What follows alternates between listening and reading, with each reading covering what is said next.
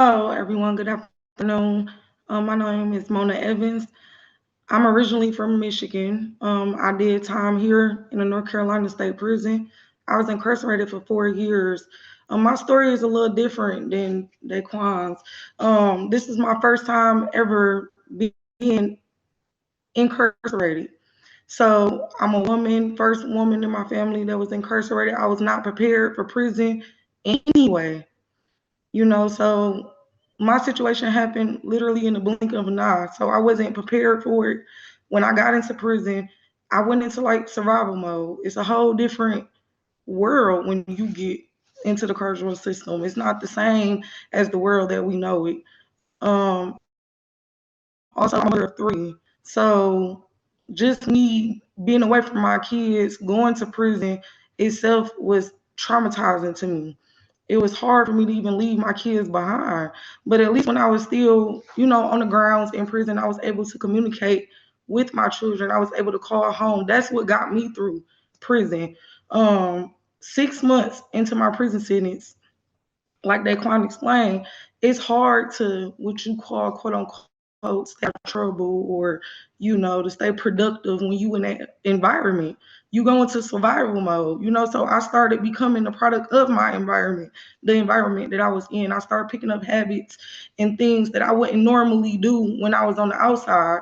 And that's what ended me up in solitary confinement, which we call SEG or the whole quote unquote. Um, my first experience in there was rough. When I realized, like I said, my kids was a big part of my ability to cope with being in prison. When you go to solitary confinement, they strip everything from you. You don't have pictures of your loved ones. You're not able to make phone calls or, to talk to your loved ones on a regular basis. So I went from talking to my kids every day to not talking to my kids at all. And that was the hardest thing for me psychologically as a parent, is not being able to communicate with my children. Not only that, also the hardest part was being a woman in solitary confinement. You're not allowed to shower every single day. You shower twice a week. As a woman, we all know how imperative it is. We have a menstrual that we have once a month. That that right there stripped away my dignity. You talking about begging the guards for pads, not being able to get pads or tampons when it was that time of the month.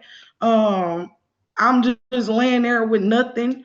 Like that alone not only stripped my dignity at that point, I felt less than. I didn't feel human anymore at that point. After about 30 days, it's like I gave up hope. I didn't care anymore. I didn't care about even asking for the pads no more. I didn't care about, arguing with the guards about if I was gonna have a shower today. Like I said, I started becoming a product of my environment. And when I finally was released from solitary confinement, at that point, like the damage was done. The damage was already done. It was irreversible. I developed PTSD. I was already going through, a situation with my case. So being back there with no human contact, none. All you hearing is keys jiggling, doors slamming all hours of the night. I couldn't sleep. I was afraid to sleep. So that right there to this day, I still struggle when I'm in my own home. I can't sleep in the dark, or I don't like doors being closed in my home. And this is something I have taken with me since I left prison. This is a fear that I have now living on the outside world just because of my experience with dealing with solitary confinement. You're literally in there behind four walls.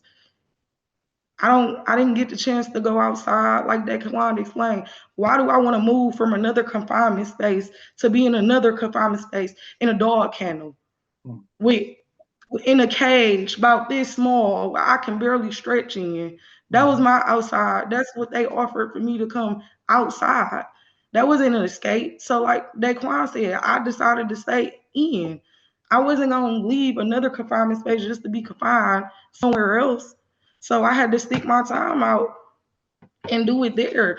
But a lot of us are still dealing with the backlash of this, because no matter how many therapists I see, like I'm still working through that. And dignity, once your dignity is stripped, it's very hard to get it back.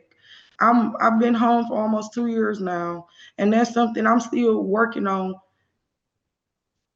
every single day. People around me, my loved ones, have to remind me every day, you're not in prison anymore. We not gonna harm you. You in your own home. You don't have to fight and ask for tampons, or you're home.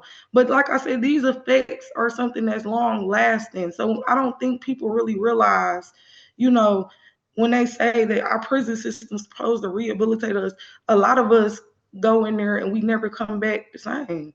We come back a lot worse than we were when we went in.